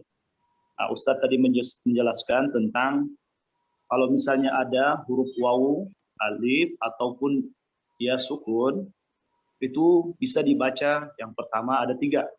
Yang pertama adalah bisa dibaca 2. Kemudian juga bisa dibaca 4, dan yang ketiga itu bisa dibaca 6 harokat. Baik, misalnya kalau saya baca ayat, itu agak panjang, ada misalnya saya temukan, di dalam ayat itu 3 bacaan demikian. Apakah bisa yang pertama saya baca 2 harokat, kemudian di pertengahannya saya bisa baca lagi 4 harokat, dan yang terakhir itu saya baca lagi 6 harokat. Apakah bisa seperti itu, atau memang ada yang lain? Itu yang pertama, Pak Ustadz. Kemudian yang kedua, berkaitan tentang amani tadi itu ya, tentang angan-angan. Oke, berbicara tentang angan-angan, saya di sini flashback lagi ulama-ulama dulu dengan ulama-ulama sekarang. Kalau ulama-ulama dulu itu Ustadz, itu punya keberkahan, barokah.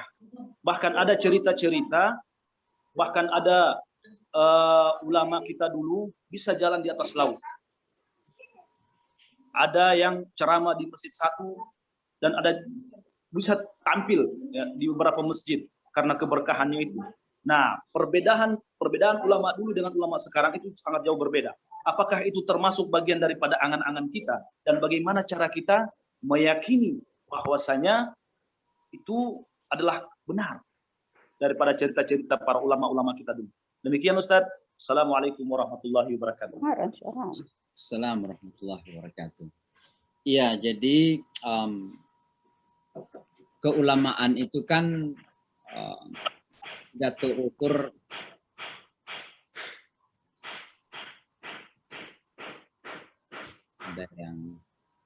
jadi keulamaan itu tidak terukur pada berapa informasi yang ada di akal kita pertama kali. Tapi dalam Lima kemipisan naga tak isu tu. Tapi dalam agama Islam itu, keulamaan itu pertama kali terukur dengan situasi hati. Makanya dalam Al-Quran, karakter ulama itu disebutkan, innama yakhsyallaha min ibadihil ulama. Sesungguhnya yang takut kepada Allah itu adalah di kalangan hamba-hambanya yang ulama. Ya. Nah, kalau begitu berarti ukurannya, takarannya, ada pada suasana dan situasi hati. Ya, mungkin ada orang yang ilmunya biasa-biasa saja, tapi ilmu itu menjadikan hatinya khusyuk kepada Allah, takut kepada Allah, maka itu harus orang ulama. Itu dalam pandangan Islam. Makanya beda ulama dengan intelektual, beda ulama dengan cendekiawan, beda ulama dengan ilmuwan. Ya. Sehingga pada masa lalu itu memang ulama-ulama kita, saya tidak mengatakan informasi secara akal kurang ya, karena luar biasa. Imam Syafi'i itu dalam umur yang relatif muda menulis buku berapa ya. Kemudian Imam Al-Ghazali misalnya dan sebagainya, yang luar biasa lah para ulama kita di masa lalu itu. Itu salah satu di antaranya adalah karena memang fokusnya itu ada pada hati. Sementara mungkin kita sekarang ini ya terlalu banyak fokus kepada takaran intelektualitas kita. Sehingga nampak ilmu banyak tapi keberkahan kurang. Nah, sehingga situlah kemudian kita melihat bahwa terkadang mohon maaf kita di dalam menyampaikan Islam ini nampak seperti ilmiah sekali, logik sekali, ya, rasional sekali. Tapi kok nggak menyentuh kehidupan itu. Ya, masyarakat juga begitu-begitu saja. Ya mungkin para ulama ini perlu kemudian lebih menata lagi hatinya. Sehingga bisa lebih ada dampaknya di dalam upaya-upaya untuk kita bisa mengedukasi masyarakat kita. Nah itu yang terjadi para ulama kita dulu. Bahwa mereka mengalami hal-hal yang seperti disebutkan tadi ya Allahu alam boleh jadi karena kedekatan mereka kepada Allah Subhanahu wa taala. Dan ketika seseorang sangat dekat kepada Allah Subhanahu wa taala ya apa yang mustahil kan? Apa yang mustahil? Jadi tidak ada mustahil, itu udah pada tataran keimanan ya. Ini iman yang berbicara. Apakah itu tidak rasional? Kalau saya mengatakan iman yang berbicara bukan berarti tidak rasional. Apakah itu tidak rasional? Sangat rasional. Kenapa rasional? Karena kaitannya dengan Allah. Kalau kaitannya dengan Allah, memang ada sesuatu yang tidak bisa. Semua bisa. Ya kan begitu. Api saja kok bisa menjadi enak bagi Ibrahim. Laut saja kok bisa menjadi jalanan tol bagi Nabi Musa alaihissalam. Sampai-sampai ada yang bercanda. Kalau Pak Jokowi dapat tongkatnya Musa ini, maka ini proyek tol di Indonesia lebih mudah itu. Maka sebenarnya perlu dicari Pak Jokowi itu tongkat Nabi Musa itu, supaya jalanan tol di Indonesia lebih cepat selesai. Kan begitu. Jadi saya kira begitu. Jadi yang pertama tadi ya boleh saja. Boleh misalnya dalam satu ayat ada 3 pemberhentian. Yang pertama mau 2 harakat saja boleh. Yang kedua 4 harakat, yang terakhir misalnya 6 harakat boleh. Atau balik bisa 6 harakat yang pertama, bila saja. Karena 3-tiganya sah-sah saja. Walaupun yang 6 harakat itu lebih afdal. Ya, menurut para ahli tajwid kita. Ya. Wallahu a'lam bishawab. Saya kira begitu saja ya. Baik, silakan yang lain. Assalamualaikum Pak Ustadz. Ya, boleh. Ya, ini mengenai saya sangat tertarik mengenai bangsa Yahudi. Ya, sejak dahulu ya seperti Pak Ustadz ceritakan. Nah kondisi sekarang apakah ini pemahaman agama saya mungkin kurang. Bagaimana sampai sekarang bangsa Yahudi khususnya Israel itu sangat membenci Islam dan mereka seperti bekerja sama dengan bangsa Nasrani Kristen. Itu apakah masih bentuk pembangkangan mereka terhadap ajaran-ajaran Allah atau kebenaran dari Allah begitu? Nah, terima kasih Pak Ustadz. Jadi begini, ketika Al-Quran menyampaikan karakter tentang sekelompok manusia, maka yang perlu kita sadari adalah, karena Al-Quran ini kan untuk semua manusia, tapi hudan lil muttaqin, petunjuk bagi orang-orang bertakwa. Maka kita yang merasa sebagai pengikutnya Nabi Muhammad, pengikutnya agama ini, dan orang-orang yang mengimani Al-Quran, kita justru yang pertama merasa diingatkan oleh Al-Quran melalui cerita tersebut. Jadi jangan ketika kita mendengarkan cerita Bani Israel, lalu wawasan kita, pemikiran kita, pikiran kita selalu hanya melihat kesalahan orang, tapi lupa tentang siapa kita. Misalnya ketika Al-Quran mengatakan, wa minhum ummiyuna la ya'lamuna al-kitaba illa amani. Dan di antara mereka ada orang-orang yang ummi, orang-orang yang awam, orang-orang yang biasa-biasa saja. La ya'lamuna al-kitaba illa amani. Tidak mengetahui kitab ini kecuali angan-angan. Jangan sampai banyak di antara umat ini begitu juga dalam berinteraksi dengan Al-Quran. Tidak pernah membaca Al-Quran. Bahkan membaca pun hanya untuk mengejar-ngejar pahala saja, tapi tidak memahami. Kalaupun membaca artinya, maka hanya arti terjemahan saja yang dibaca, tapi tidak melakukan refleksi. Tidak mendalami makna dari ayat yang kita baca. Padahal Al-Quran itu kan afala yatadabbaruna al-Qur'ana. Tidakkah mereka bertadabbur? Tadabbur itu mendalami, menghayati, menyelami. Itu. Jadi jangan sampai justru di kalangan umat ini banyak ummiyun. Walaupun ini kisahnya Bani Israel. Tapi justru jangan sampai kembali kepada umat ini yang banyak tidak membaca Al-Quran. Banyak justru tidak ikut pada Al-Quran. Banyak justru berangan-angan dengan Al-Quran. Saya adalah umat yang terbaik, khairu ummah. Padahal nggak pernah mengikut pada Al-Quran. Kuntum khaira ummatin ukhrijat linnas. Kamu adalah umat yang terbaik yang dilahirkan bagi manusia. Tapi kita nggak pernah membaca Al-Quran, nggak pernah memahami Al-Quran, nggak pernah ikut pada petunjuk Al-Quran. Itu angan-angan. Atau mengatakan kita cinta kepada Rasulullah SAW. Bahkan kalau sampai ada yang memburuk-burukkan Rasulullah, kita siap mati. Gitu. Tapi ketika sudah kembali kepada sunnah-sunnahnya Rasulullah, nggak dilaksanakan. Sunnah-sunnah apa itu? Cara ngomong kita, cara kita berkarakter kepada orang, cara kita memperlakukan keluarga sendiri, cara kita memperlakukan tetangga. Lalu kita mengatakan kita cinta kepada Rasulullah. Jangan sampai itu angan-angan juga. Jadi maksud saya adalah ketika Al-Quran menyampaikan tentang karakter sekelompok manusia, maka jangan kita hanya fokus kepada manusia itu. Justru diambil pertama kali sebagai pelajaran untuk kita sendiri. Atau justru peringatan jangan-jangan itu ada pada kita. Ini sangat penting sekali untuk kita sadari. Apakah Bani Israel Yahudi ini masih ada yang seperti itu? Masih ada. Tapi apakah semua benci pada Islam? Ada juga di antara mereka yang tidak demikian. Kita harus fair kepada orang. Kita harus fair. Kita harus ada adil kepada orang. Walaupun mungkin karena penjajahan kepada Palestina, kemudian kita benci kepada sekelompok manusia bernama Yahudi ini, lalu kemudian kita mengatakan, wah mereka sudah tidak ada yang benar. Dalam artian tidak ada lagi yang, mereka semua adalah pembenci. Tidak demikian. Ada beberapa orang Yahudi yang tidak membenci walaupun tidak mengimani. Tidak membenci tapi tidak mengimani. Termasuk ya beberapa pendeta Yahudi yang saya tahu, karena saya ini banyak aktif berdialog. Ada beberapa pendeta yang dari dulu itu tidak mengimani Nabi Ismail, sekarang mengimani Nabi Ismail. Dulu tidak pernah menyebut Nabi Muhammad sebagai Nabi, sekarang sudah menyebut Prophet Muhammad, Nabi Muhammad. Minimal sudah mulai ke sana kan. Dulu tidak meyakini Al-Quran itu sebagai wahyu. Sekarang sudah mengatakan bahwa Al-Quran itu adalah revelation, wahyu dari Tuhan. Walaupun mereka tetap mengatakan ya kita Yahudi, artinya nggak mengimani lah itu. Tapi menyebutkanlah minimal begitu. Ya, bahkan beberapa kelompok Yahudi di Amerika ini tidak ada hubungannya dengan penjajahan Israel kepada Palestina dulu ya. Itu justru membela orang Islam di saat kita disudutkan. Islamofobia ini kan tinggi di Amerika. Apalagi di zaman Donald Trump. Ada beberapa kelompok orang Yahudi justru melakukan pembelaan itu. Kenapa membela kita?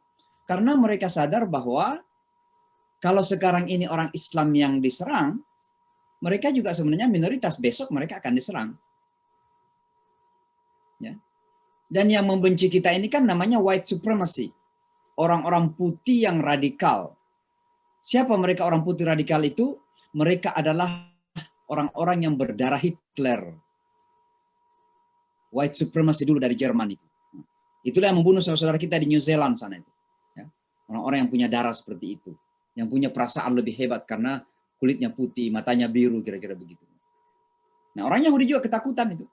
Maka mereka berusaha untuk membela kita dalam hal ini. Dan saya dalam beberapa kegiatan anti-Trump dulu, itu justru bekerja sama dengan masyarakat Yahudi. Kenapa bekerja sama? Karena mereka punya resources. mereka punya suara, mereka punya media. Kalau mereka bersuara lebih didengar daripada saya yang bersuara. Itu kan strategi dakwah juga kan situ. Ya. Jadi kembali kepada tadi, ya memang masih ada yang benci-benci itu. Ya, ada yang benci, tapi sekali lagi ini adalah sunnatullah dalam berdakwah. Dan ini pasti akan terjadi sampai hari kiamat nanti. Sekarang justru saya harus jujur ya. Justru sebenarnya yang paling menampakkan ketidaksenangan kepada khususnya perkembangan Islam di dunia barat itu adalah mereka yang beragama Kristen evangelikal namanya. Ya betul, Ustaz. Ya, Kristen evangelikal itu adalah pengikut, ada namanya di sini Billy Graham, mungkin pernah dengar ya, Billy Graham. Jadi mereka orang-orang Kristen yang keras itu, dan mereka ini pendukung buta Israel karena mereka yakin Israel itu adalah tempat akan kedatangannya Nabi Isa terakhir. Kembali Nabi Isa di situ. Mereka sangat radikal dalam beragama, sangat fundamentalis dalam beragama. Mereka inilah yang paling benci kepada orang-orang Islam sekarang ini. Dan kita harus jujur saja seperti itu. Baik, silakan. Terima kasih Ustaz. Assalamualaikum warahmatullahi wabarakatuh. Ya, Waalaikumsalam. Ustaz, menarik sekali tentang dakwah yang kita harus ada strategi dalam berdakwah ya Ustaz. Kemudian kalau misalnya kita melihat di Al-Baqarah ayat 6 Ustaz, itu kan Allah sudah bilang bahwa sesungguhnya orang kafir itu sama saja bagi mereka. Kamu beri peringatan atau tidak kamu beri peringatan, mereka juga tidak akan beriman. Nah, pertanyaannya ketika Allah sudah mengunci karena ayat selanjutnya ya, khatamallahu ala qulubihim wa ala sam'ihim dan seterusnya. Nah, sebagai orang pendakwah, ya Ustaz, di mana letak kita bisa melihat bahwa orang kafir ini memang Allah sudah menutup mati hatinya, karena tidak sedikit yang kafir juga dapat hidayah, Ustaz.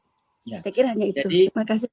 Jadi ayat itu dan beberapa ayat yang lain itu bukan qadha, bukan keputusan, tapi itu informasi dalam arti mengingatkan. Kira-kira Allah ingin mengatakan bahwa mereka itu sangat tertutup hatinya, maka bekerja keraslah untuk membuka kembali. Kira-kira begitu. Karena kalau Allah yang menutup, ya Allah juga bisa membuka kok. Ya. Jadi Allah menutup hati mereka karena perilaku mereka. Nah, dengan usaha keras kita, dengan perjuangan kita, dengan jihad kita, maka kemudian mereka berubah dalam karakter, Allah bisa membuka hati mereka lagi. Maka tidak ada yang ditutup hatinya permanen selama mereka masih menghembuskan nafasnya. Selama seseorang masih menghirup udara ini, oksigen, itu tidak ada yang bisa kita katakan dia sudah pasti ahli neraka lah. Ada orang yang mencaci maki Islam, mencaci maki Rasulullah, masuk ke rumah sakit sebelum sakarat sempat bersyahadat. Ada seorang ulama di Inggris, bisa di Google namanya itu, siapa ya, Brother Dean Green namanya ya. Green, lupa namanya beliau, tapi sekarang penceramah, sering berdakwah ke Afrika sekarang. Jadi ceritanya beliau masuk Islam ini, bapaknya benci betul sama dia.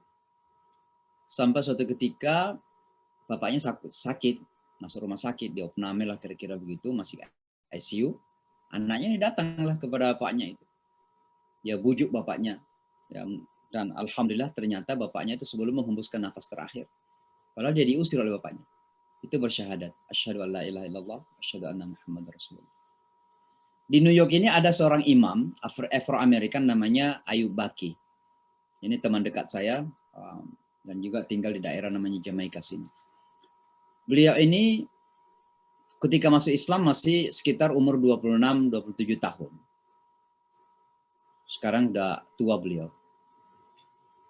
Dan diusir sama ibunya dari rumah itu.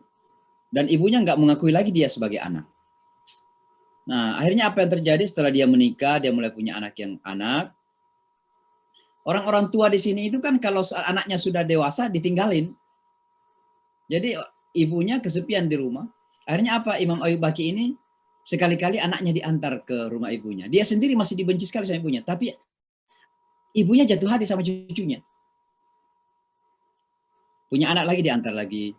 Akhirnya ibunya ini masih senang kepada cucunya, tapi masih benci kepada anaknya. Akhirnya apa yang terjadi? Ibunya suatu ketika masuk rumah sakit dan sakarat ya. Artinya sakarat tapi masih sadar lah. Imam Ayub Baki datangin ibunya. yang selama ini masih benci sekali gara-gara dia masuk Islam. Padahal anaknya sudah 9, tapi ibunya nggak berubah. Masih membenci nih. Walaupun anak cucunya dia cinta kepada cucunya, tapi anaknya sendiri benci. Akhirnya datanglah Imam Ayub Baki, beliau jadi imam. Imam Ayub Baki ini, dia datang, dia peluk ibunya, dia mengatakan, I love you, Mom. Saya sayang engkau, Ibu. Dan saya tidak bisa memberikan apa-apa membalas jasa engkau. Ya, karena ibu bagaimanapun juga jasanya nggak bisa terbayar. Saya tidak bisa membalas jasa ibu kecuali satu saja, kalau seandainya ibu mau ikutin saya. Tiba-tiba saja ibu ini ikut. Asyhadu an la ilaha illallah wa asyhadu anna Muhammadar Rasulullah. Bersyahadat. Dan meninggal setelah itu. Ini kisah nyata ya. Dan Imam Ayub Baki ini masih hidup sekarang. Beliau adalah saksi. Artinya apa? Ketika Allah mengatakan khatamallahu ala qulubihim, itu bukan keputusan, bukan hakim yang menjatuhkan palu gitu. Tapi informasi kepada kita sebagai sebuah tantangan agar kita berusaha kerja keras, berusaha yang terbaik, mencari cara yang terbaik agar hati yang tadinya tertutup itu Allah buka kembali. Karena Allah yang menutup, Allah yang membuka kok. Yuqallibu. Hati ini ada di tangan Allah kan begitu. Baina asabi'ir rahman, di antara jari-jemari Rahman itu, hati manusia itu. Yuqallibu kaifa yasha. Allah membolak-balik hati manusia sebagaimana dia kehendaki.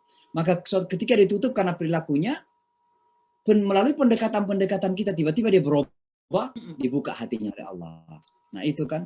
Jadi kata khatam Allah itu bukan sebuah keputusan. Makanya jangan pernah menuduh seseorang atau memutuskan seseorang sebagai neraka. Jangan. Karena tidak ada orang yang bisa diputuskan sebagai ahli neraka kecuali setelah menghembuskan nafasnya. Selama masih bernafas, masih ada kesempatan untuk Allah ampuni dan masuk ke dalam surganya Allah Subhanahu wa taala. Selama masih bernafas. Qul ya ibadi alladzina asrafu ala anfusihim la taqnatu min rahmatillah. Wahai hamba-hambaku yang melampaui batas karena dosa-dosa, bahkan karena kekufuran sekalipun. Kalau masih ada kesadaran sedikit pun, la taqnatu min rahmatillah. Jangan berputus asa dari kasih sayang Allah. Mereka yang berdosa di pagi hari, di siang hari dimaafkan di malam hari. Mereka yang berdosa di malam hari maafkan di siang hari. Sebanyak apapun dosa kita setinggi langit masih akan dimaafkan oleh Allah, kecuali meninggal dalam keadaan syirik. Bahkan orang yang syirik pun kalau meninggal dan sebelum meninggal taubat, syiriknya dimaafkan oleh Allah. Yang tidak diampuni syirik itu adalah meninggal dalam keadaan syirik.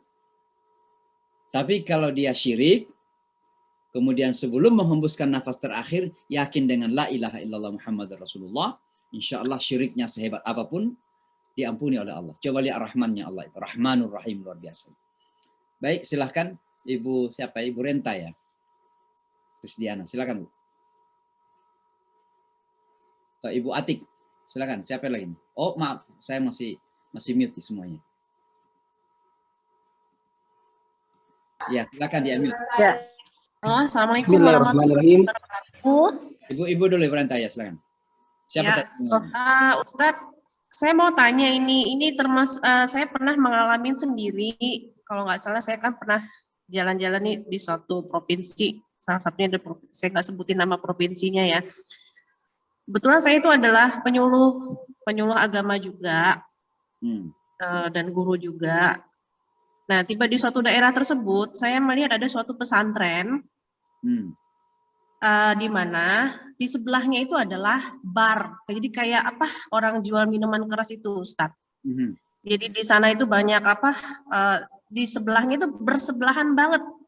Satunya sebelahnya pesantren, sebelahnya itu kayak tempat orang yang maksiat lah gitu, ada prostitusinya juga, terus ada juga jual minuman keras dan juga narkoba lah. Saya kebetulan jadi penyuluh di daerah itu gitu loh. Okay. Nah, pertanyaannya yang menarik dalam pikiran saya, itu kenapa kok bisa pesantren tersebut kok nggak bisa mewarnai daerah lingkungannya gitu loh. Dan itu bukan bukan 1-2 tempat aja yang saya kunjungi, tapi beberapa tempat pernah saya lihat pesantrennya ini, tapi dia nggak bisa memberikan istilahnya kayak mewarnai lingkungan di sekitarnya gitu loh. Jadi kayak merasa takut atau apa gimana gitu, Ustaz. Itu kenapa? Apa yang salah dengan pesantren tersebut? Itu aja. Ya, Terima jadi kasih, Ustaz. saya kira berhusnuzan saja dulu bahwa bukan ada sesuatu yang salah, tapi mungkin masih dalam proses. Ya kan Mbak, ini juga kan baru pertama lihat, tidak tinggal juga di sana, tidak memperhatikan apa yang mereka lakukan. Ya mungkin juga mereka berusaha atau mereka masih mencari cara yang terbaik bagaimana cara melakukan pendekatan. Sebab dakwah itu bukan simsalabim, bukan satu kali langsung jadi. Itu memerlukan proses, memerlukan perencanaan, dan implementasinya harus sesuai. Sebab jangan sampai dakwah itu kemudian bukan memperbaiki, tapi ada dakwah tapi justru merusak dan mengusir. Orang yang tadinya sudah mulai simpati, walaupun masih melakukan kesalahan-kesalahan, tapi justru semakin membenci. Ya. Jadi dia sudah salah, membenci lagi sudah luar biasa. Ada orang yang tidak beriman kepada Islam ini, tapi tidak membenci minimal. Nah itu kan the least yang bisa itu yang paling kecil yang bisa kita lakukan. Bagaimana menjadikan orang untuk tidak membenci, walaupun mungkin tidak beriman, karena iman itu kan Allah yang menentukan. Tapi kita berusaha agar ketakutan mereka, kebencian mereka menjadi berkurang. Jangan sampai justru dakwah kita menjadikan mereka tambah benci. Nah, mungkin pesantren tadi ini berusaha mencari cara yang terbaik, metode yang terbaik, atau mungkin masih memikirkan gimana melakukan itu. Tapi saya yakin bahwa sebuah pesantren dan orang-orang yang sadar tentang agama, kalau ada kemungkaran-kemungkaran, pasti akan tergelitik juga. Pasti ada sensitivitasnya terganggu. Dan pasti tidak akan tenang. Dan oleh karenanya pasti akan melakukan sesuatu untuk melakukan perbaikan. Tapi caranya itu yang mungkin mereka pikirkan dan mencari cara yang sesuai dan terbaik, sehingga justru tidak menambah kerusakan, tapi justru mendapatkan solusi dari permasalahan-permasalahan. Jadi kita husnuzan saja. Silakan yang lain. Baik. Bismillahirrahmanirrahim. Assalamualaikum warahmatullahi wabarakatuh. Salam. Nama saya Abdul Muluk. Saya ingin bertanya, Ustaz. Ya, di dalam Al-Quran, kata Bani Israel itu diulang sebanyak 41 kali. Dan kita bertanya-tanya, sebenarnya siapa yang dimaksud Bani Israel? Apakah Bani Israel dari segi historis, ataupun Bani Israel yang dimana mereka menganut paham Yahudi itu sendiri? Nah, agar supaya apa? Kalau misalnya Ustadz bisa menjelaskan terkait dua hal ini, agar supaya manusia bisa mengidentifikasi mana-mana saja yang disebut sebagai Bani Israel, dikarenakan Bani Israel terdahulu merupakan umat Nabi yang taat kepada mereka. Namun dikarenakan satu kesalahan di dalam Al-Quran, mereka mendapatkan teguran serta mendapatkan peringatan. Padahal itu menjadi pembelajaran bagi manusia. Jadi poin intinya, kira-kira siapa yang disebut Bani Israel? Apakah Bani Israel dari segi historis, ataupun Bani Israel yang disebut sebagai orang-orang yang menganut agama Yahudi, ataupun orang yang tidak menetap di Israel dan mereka menganut agama Yahudi itu sendiri? Terima kasih, Ustaz. Wassalamualaikum warahmatullahi wabarakatuh. Assalamualaikum warahmatullahi wabarakatuh. Jadi ini sudah kita jelaskan panjang lebar dulu waktu kita memulai membahas kata Bani Israel ya. Bahwa asal-usul dari Bani Israel itu berarti anak cucu Israel, dan Israel itu artinya Yakub. Isra artinya hamba, El artinya Tuhan. Kalau dalam bahasa Arab Abdullah, dalam bahasa Hebrew Ibrani namanya Israel. Ya. Maka kata Israel itu artinya hamba Tuhan, dan itu merujuk kepada seorang nabi bernama Yakub. Maka kelompok manusia yang disebut Bani Israel itu adalah mereka yang dari keturunan Yakub. Dan di atas Yakub itu ada Ishak, dan di atas Ishak itu ada Ibrahim alaihissalam yang kemudian punya dua anak, Ismail. Nah, jadi kata Bani Israel ini asal usulnya ya tidak negatif. Ya. Makanya jangan kemudian ketika mendengarkan kata Bani Israel sudah pasti negatif. Enggak. Karena di antara mereka juga ada yang baik. Nabi Yusuf itu Bani Israel karena anaknya Yakub. Benyamin adiknya Nabi Yusuf juga demikian. nabi-nabi juga, dari Nabi Musa, Nabi Sulaiman, Nabi Daud, sampai kepada Nabi Isa itu bagian dari Bani Israel. Makanya Nabi Isa itu diutus kepada Bani Israel, ya Bani Israel, ini Rasulullah ilaikum. Itu Nabi Isa alaihissalatu wassalam. Ya. Nah, yang kemudian dikritik oleh Al-Quran itu adalah perilaku sebahagian mereka kepada para nabi. Ketidakjujuran, ketidakseriusan, bagaimana memperlakukan Nabi Musa, bahkan sebelum melewati Laut Merah pun sudah tidak serius kepada Nabi Musa, sampai kemudian mereka menyeberang dari seberang Laut Merah pun masih main-main kepada Nabi Musa. Ini yang dikritisi Al-Quran. Maka Al-Quran itu mengkritisi perilaku, bukan kelompok. Jadi kita harus sadar itu. Jadi Al-Quran itu ketika mengkritik, tidak kepada kelompoknya, tapi perilakunya kelompok tersebut. Nah, karena yang dikritisi Al-Quran itu adalah perilaku, maka kita berhati-hati. Jangan sampai justru perilaku yang dikritik itu ada pada kita, berarti kita termasuk yang dikritik. Walaupun mungkin disebutkan Bani Israel. Ya kan begitu. Jadi ini penting untuk kita sadari. Ya. Jadi jangan sampai kemudian kita seolah-olah menunjuk, ya, justru kembali kepada kita sendiri. Jadi kita menunjuk itu satu jemari menuju ke sana, tiga kembali kepada kita, berhati-hati kita. Ya, misalnya Al-Quran mengkritik bahwa kembali kepada ayat tadi, wa minhu ummiyuna, di antara mereka ada yang ummi, ada orang-orang awam. Ini kebanyakan di antara orang Islam ini kan, jangan sampai banyaknya orang-orang awam juga, dalam arti tidak pernah membaca kitab suci, tidak pernah memahami kitab suci, atau hanya membaca untuk sebuah ritual-ritual semata. Ya, misalnya bulan Ramadan kita dengarkan sampai khatam, tapi kita nggak berusaha memahami isi Al-Quran. Kayak ini kan amani juga, angan-angan. Jangan sampai kemudian kita juga dengan sholat-sholat yang kita lakukan, angan-angan kita akan mendapatkan surga yang paling tinggi. Tapi makna sholat kita nggak hayatin. Karena ketika kita mengucapkan Allahu Akbar, kita nggak hayati apa makna Allahu Akbar dalam kehidupan sosial kita. Maka kita besarkan Allah di masjid, tapi di pasar kita kecilkan Allah. Bagaimana bisa kita masuk surganya Allah kalau demikian? Itu angan-angan. Atau kita misalnya berhaji. Haji itu apa? Haji itu adalah perkumpulan umat manusia. Semuanya ada di situ. Nah, salah satu makna terpenting dari ibadah haji itu adalah kesetaraan. Bahwa manusia setara. Mau putih, mau hitam, mau Cina, mau Jepang, asal punya iman dan takwa kepada Allah, dialah yang paling mulia. Tapi ketika kita kembali kepada kehidupan sosial kita, karena kita merasa kita paling kaya, kita paling hebat. Karena kita merasa kulitnya putih, kita paling hebat. Nah, itu kan bertentangan. Itu angan-angan juga dalam beragama namanya. Jadi maksud saya adalah Al-Quran ketika mengkritik Bani Israel itu bukan karena kelompoknya. Karena ada masa-masa di mana lalu Al-Quran juga mengatakan Bani Israel itu faddaltukum 'alal alamin. Kami berikan keutamaan kepada kalian di atas manusia yang lain. Maka Allah memberikan keutamaan kepada mereka. Ya, ada masa-masa. Maka bukan sebuah garansi bahwa kalau sudah bagian dari Bani Israel pasti terkutuk. Enggak. Terkutuk kalau ada yang melakukan karakter-karakter yang menyalahi yang dikritik oleh Al-Quran itu. Saya kira demikian, Allah alam. Boleh saya sambung sedikit, Ustaz? Mungkin kalau waktunya terbatas nanti ketemu akan datang. Silakan ibu yang lain yang kata. Baik, Ustaz. Assalamualaikum, Ustaz. Assalamualaikum. Ya, tadi saya sudah ngechat juga di ruangan, Ustaz. Jadi menambah pemahaman tentang membuat strategi dakwah yang realistik dan kehati-hatian. Pada saat yang sama, hal terendah yang bisa kita lakukan pada umat Islam lainnya adalah husnuzon begitu, Ustadz. Nah, apakah sementara kita juga dikelilingi oleh yang orang-orang beriman yang munafik begitu.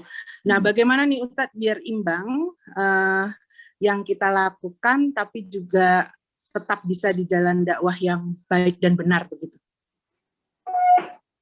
Iya, jadi begini. Dalam Al-Quran itu kan juga mengingatkan kita waliyahdhar, dan hendaklah ada kehati-hatian. Jadi husnuzan itu bukan berarti tidak punya strategi, tidak punya kehati-hatian, tidak punya kejelian.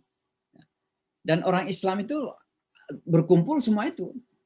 Kita ada smartness, ada daya intelektualitas, artinya mungkin bahasa yang lain kita harus pintar. Kemudian harus sensitif perasaan juga. Kemudian kita juga jeli melihat keadaan yang ada, sehingga kita bisa memilah-milah.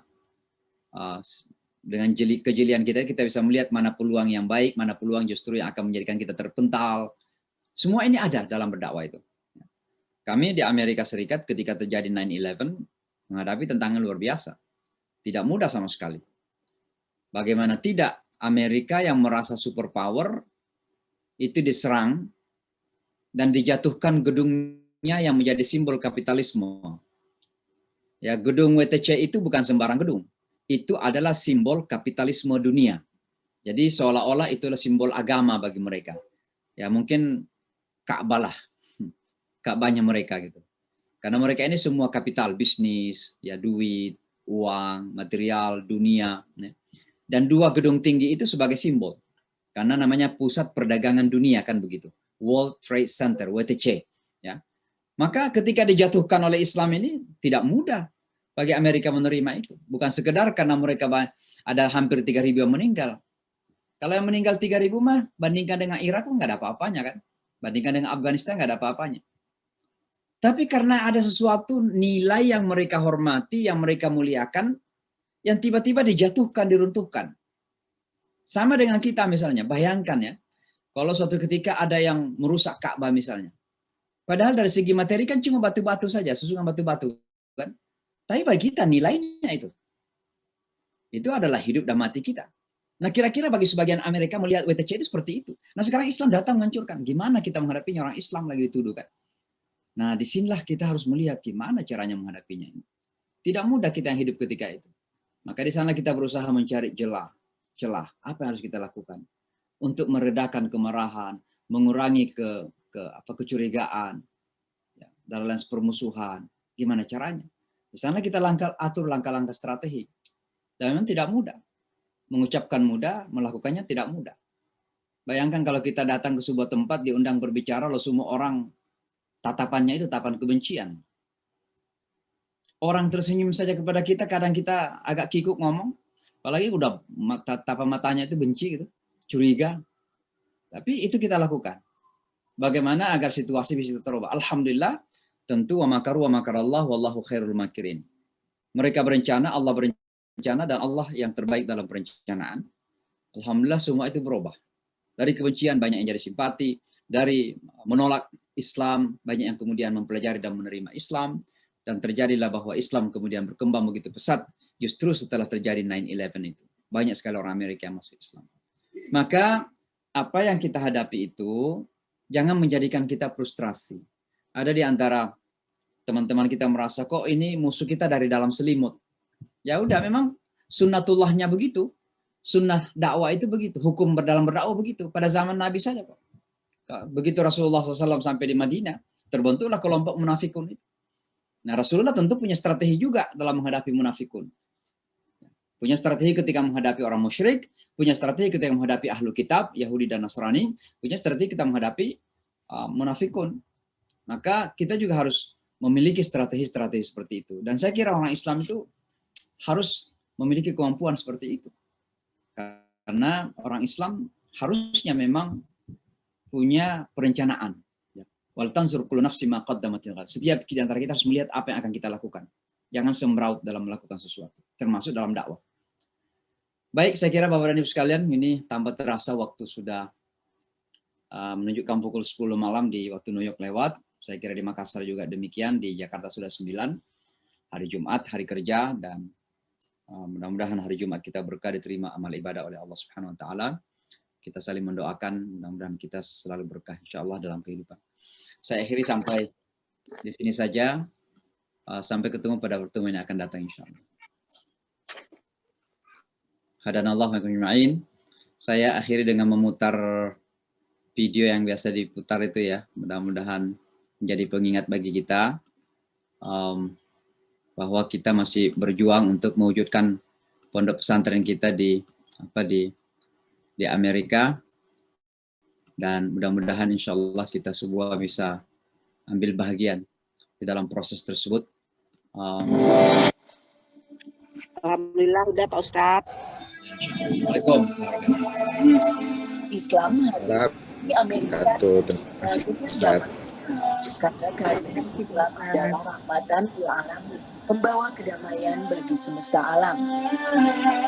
Sayangnya, sejak peristiwa teror 11 September 2001 yang dilakukan segelintir orang tak bertanggung jawab, kehadiran Islam di Amerika jadi disalahartikan.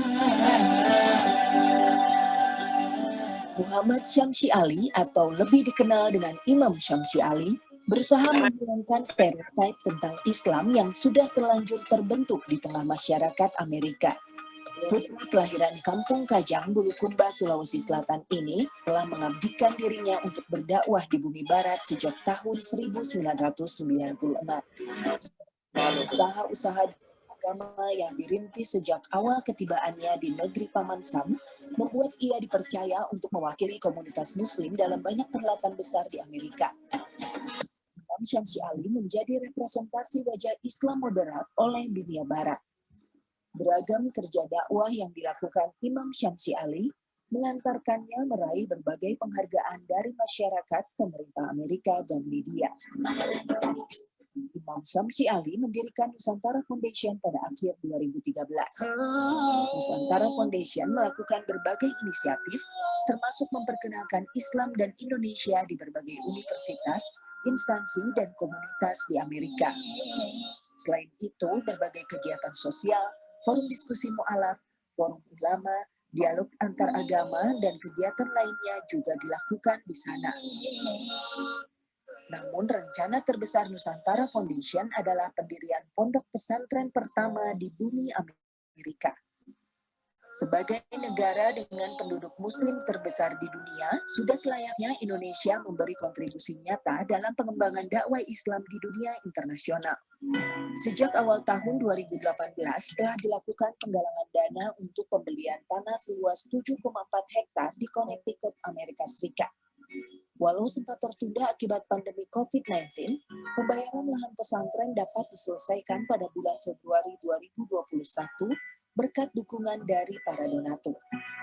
Perjalanan selanjutnya adalah pembangunan gedung-gedung di area pondok pesantren yang diberi nama Nur Inka Nusantara Madani. Saat ini, gedung-gedung lama yang sudah direnovasi digunakan untuk berbagai kegiatan sementara atau non-rutin. Desain rencana pesantren milik Nusantara Foundation merupakan kontribusi dari Gubernur Jawa Barat Ridwan Kamil bersama tim arsitek Urbane Indonesia di awal tahun 2020. Di awal tahun 2021, Nusantara Foundation kembali mendapatkan tawaran untuk melakukan ekspansi area pesantren seluas 3,1 hektar. Selain untuk membangun gedung-gedung penginapan yang akan disewakan, area tambahan tersebut juga akan diperuntukkan sebagai lahan perkebunan. Segala bentuk dukungan dari warga negara Indonesia dimanapun berada sangat diharapkan demi mewujudkan Islam yang rahmatan lil alamin dan mendukung perdamaian dunia. Mari kita raih ridho Allah dengan mendukung langkah juang Imam Syamsi Ali dan Nusantara Foundation dalam mewujudkan pesantren pertama di bumi Amerika.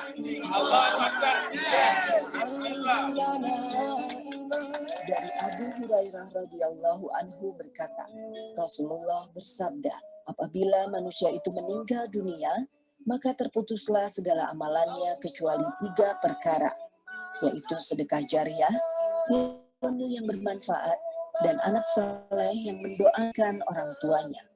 Hadis riwayat Muslim.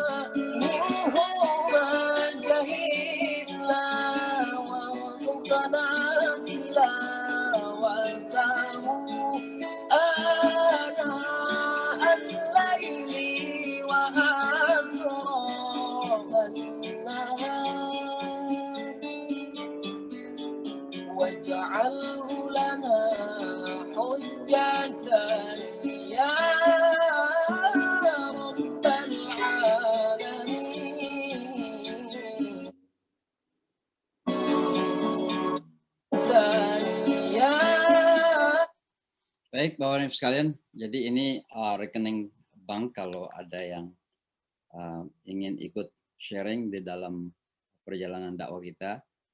Kita masih dalam proses merenovasi lagi 1 gedung insya Allah untuk kita pergunakan pada kegiatan kita.